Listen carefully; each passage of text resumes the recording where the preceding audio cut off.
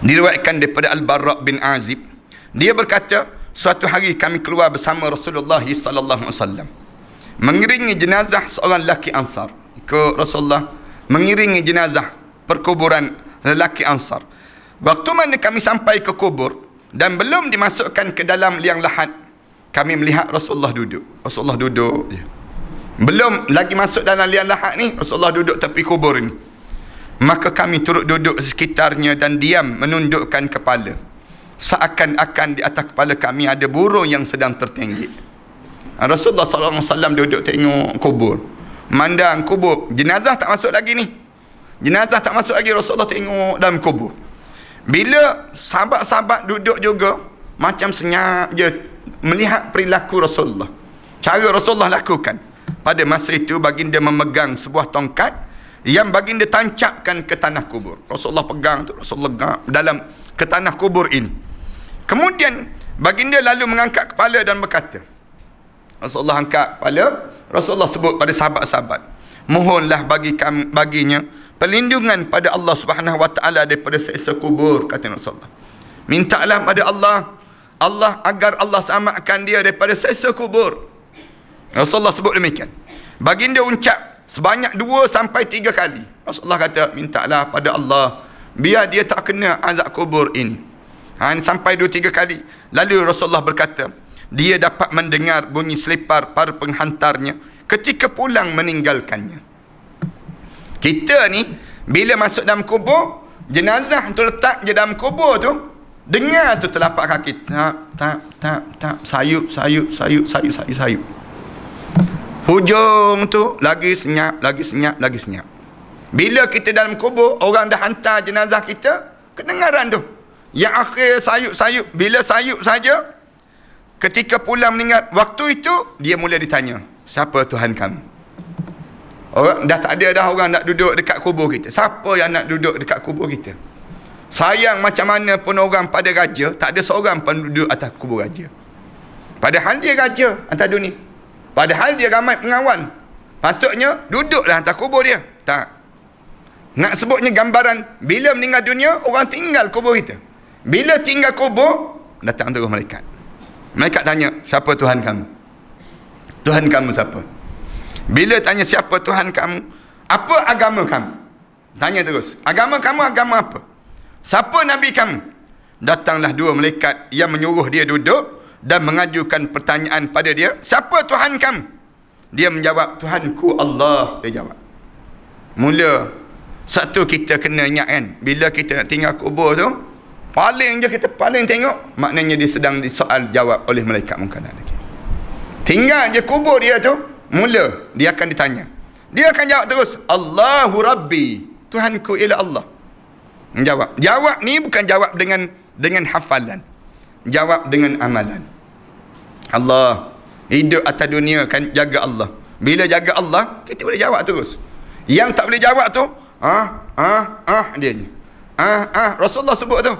Yang tak boleh jawab tu, dia ni. Tak boleh nak jawab. Bila tak boleh, kemudian ditanya lagi, siapa lelaki ini yang diutuskan kepada kamu? Dia menjawab, dia adalah Rasulullah. Dia adalah Rasulullah sallallahu alaihi wasallam. Bagaimana kamu tahu dia? Bagaimana kamu kenal dia? Tanya mereka lagi, aku telah membaca kitabullah, maka aku mengimani dan membenarkannya.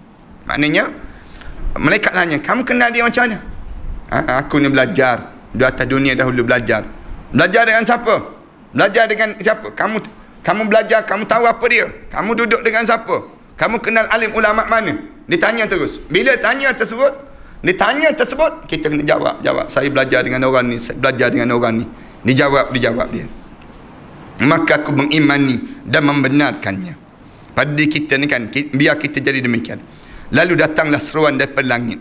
Dengar satu suara, hamba aku benar. Dia benar. Dia beri dia tempat tidur, hamparan dan pakaian syurga. Bukakan baginya pintu-pintu syurga. Buka pada dia pintu-pintu syurga. Ni tak lama dah ni kita sebut ni, sekejap tak kena gaya, malam ni terus tak tahu kita. Malam ni, besok tak tahu. Giliran di kalangan kita tak tahu siapa. Maknanya kita dengar ni jangan kata tu dia bukan kita. Lambat lagi kita tak. Tiap kali mana kita baca hadis-hadis begini, biar kita rasa kejap lagi lah ni. Kejap lagi lah ni. Ni keadaan yang kita akan lalui sebentar lagi pada diri kita. Kemudian dibukakan pintu baginya, pintu-pintu syurga.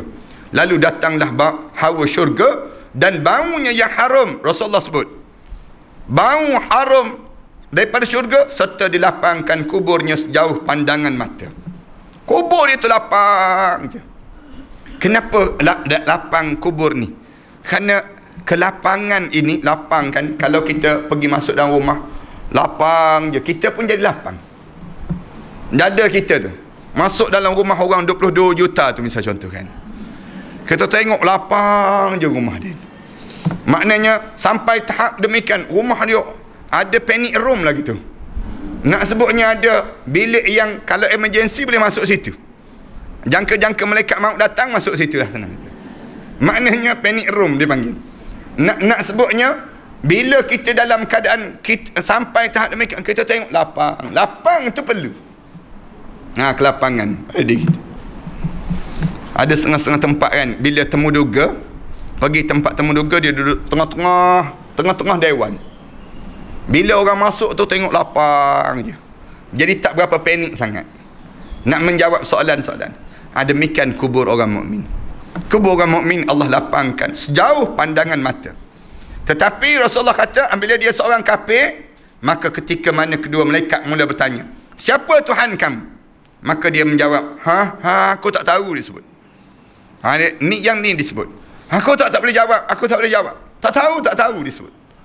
Dah dia hidup atas dunia, dia tak berimankan pada Allah. Semayang jarang-jarang. Kalau semayang, yang tak semayang, kemudian yang tak tutup aurat, bila dia tak tutup aurat, macam mana dia nak jawab Allah? Macam mana dia nak jawab Allah ni Tuhan aku? Dia pun lawan Allah waktu mana dia hidup. Hidup tu lawan Allah dah. Tak nak tutup aurat. Orang tanya, kenapa tak nak tutup aurat? Nanti kan hodoh pula, rambut kan mahkota. Dia sebut. Dia sebut demikian. Jadi kita kena tutup lah. Kita janganlah tutup, kita buka-buka lah. Dia sebut. Yang ni cara mereka untuk nak merosakkan kita. Kemudian ditanya lagi, siapa Rasul yang diutuskan pada kamu? Kamu ikut siapa atas dunia? Kamu ikut siapa?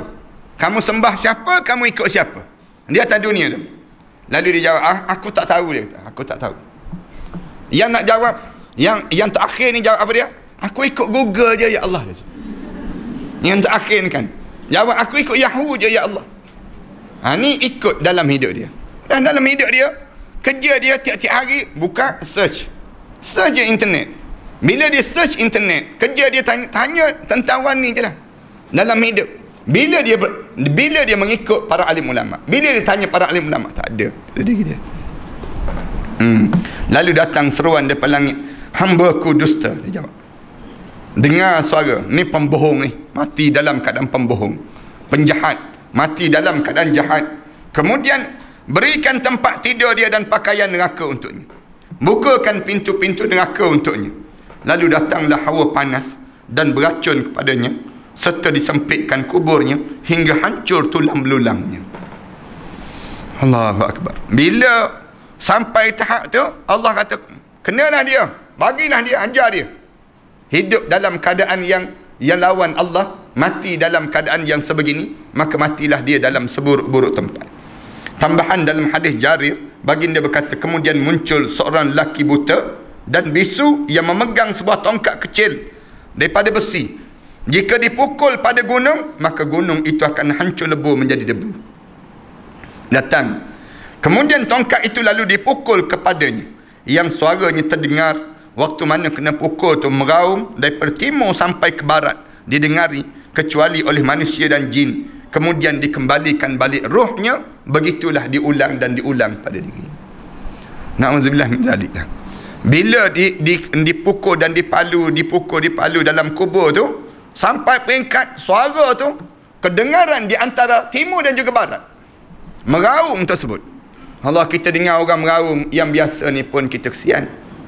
Kita kesian dengan Allah, kesiannya dia, sakitnya dia. Yang sakit tu kan meraung habis gaya. Dalam keadaan yang sakit demikian, kita kesian. Bayangkan orang yang dalam keadaan yang dianya dalam keadaan dipukul sampai kedengaran di antara timur dan barat. Kemudian yang tak dengar kecuali manusia dan jin saja yang tak dengar. Kita tahu bahawa bila kita meninggal dunia, di antara perkara yang kita kena lalui pada diri kita, yang pertamanya kita lepas pada orang